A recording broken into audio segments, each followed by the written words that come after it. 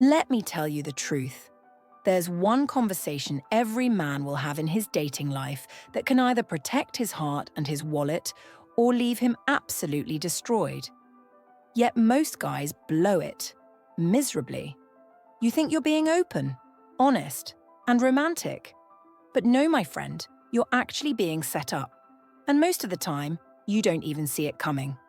This is the conversation that separates men who get played from men who stay powerful. Trust me, you want to be the second kind. In this video, I'm breaking down the most dangerous conversations men have with women without realizing it. I'll show you how this single convo, or these types of convos, can cost you thousands of dollars, months of wasted time, and even your sanity if, and only if, you don't handle it right.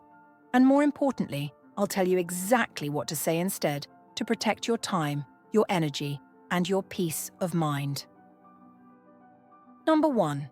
Money talk disguised as a dream. It starts off soft, innocent, sweet even. You're lying in bed, maybe watching a movie, and she drops something like, "One day I just want to wake up in a huge house. Big kitchen, walk-in closet, floor-to-ceiling windows, maybe even an ocean view." At first, you're thinking, whoa, she's ambitious. She's a dreamer. I like that. But pause for a second. Who's in the blueprint of that dream? You or your wallet? This is one of the oldest tricks in the female playbook. It's not a conversation. It's a soft pitch. A disguised way to test your financial readiness, your provider instinct, and more importantly, how easily your ego can be used against you. She's not talking about building with you. She's subtly checking if you'll build it for her. If you're not listening carefully, you'll miss the difference. It'll sound like, "Imagine us in a villa in Bali." Or, "I can't wait to drive something luxury like a G-Wagon. Maybe you behind the wheel looking all sexy." It sounds romantic. It sounds fun. But it's not just talk. It's data collection. She's measuring your financial boundaries. And if you say, "I'll make sure you have that one day, babe," she'll file it under potential sponsor. I knew a guy once, dated a woman like this. She always talked about her dream boutique, saying, "I just need someone to believe in me." So, guess what he did? He gave her $5,000 to start it. 3 weeks later, she stopped answering his calls. The boutique never happened. Relationship over. Lesson paid in full. Red flags to watch for. She talks more about what she wants to have than who she wants to become. Her goals require your responses, but never her effort. She praises your ambition right before floating expensive ideas. She brings up money topics early, wrapped in emotional fluff like our future. A woman who's serious about you. She talks about building with you. A woman sizing you up for lifestyle perks. She talks about dreams that cost you money.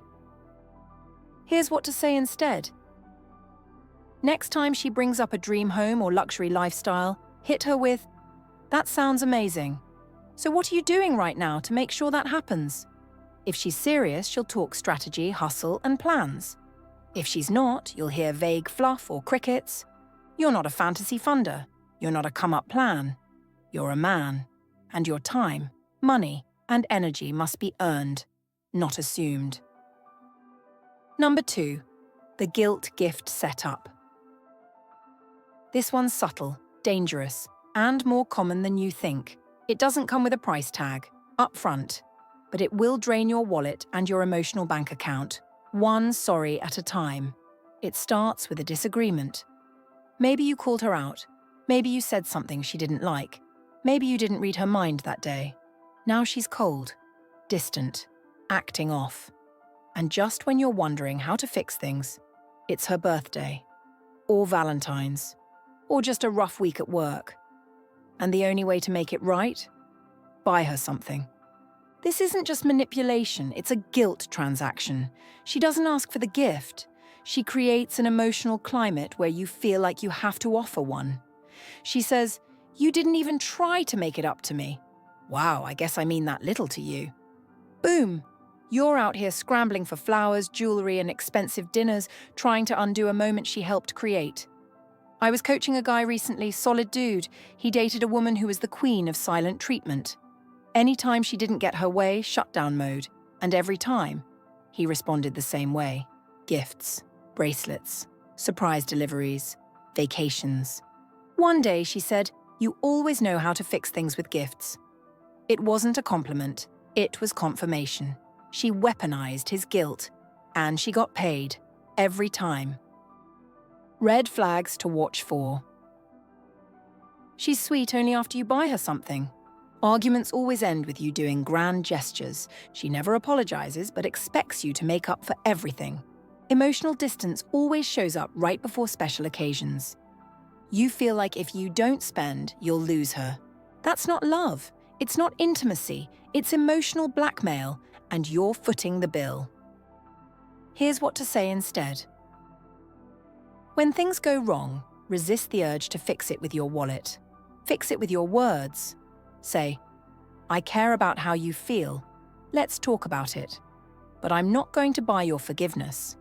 That sets a boundary, a standard, a line in the sand. If she respects you, she'll respond like a grown woman. If she doesn't, she'll pout, guilt trip, or vanish. Either way, you get your answer. Gifts should come from joy, not guilt. From appreciation, not appeasement. If her love depends on your money, she doesn't love you. She's just managing you. Ask yourself, are you being generous or are you being played? If you've ever been guilt-tripped into spending on a woman who wasn't even serious about you, drop a yes in the comments and hit that like button because we're not done yet. Number 3, the 50-50 trap. Ah, yes, the classic, we're a team, so let's go 50-50 conversation. Sounds fair, right? Equal partnership, shared responsibility. But let me tell you what they don't say. For a lot of women, it's only 50-50 when it benefits her. She'll preach independence, but when the bill comes, watch her. When her rent is due, who does she call? Flat tire, who does she call? Wi-Fi gets cut, who does she call? She'll say, "We're both grown.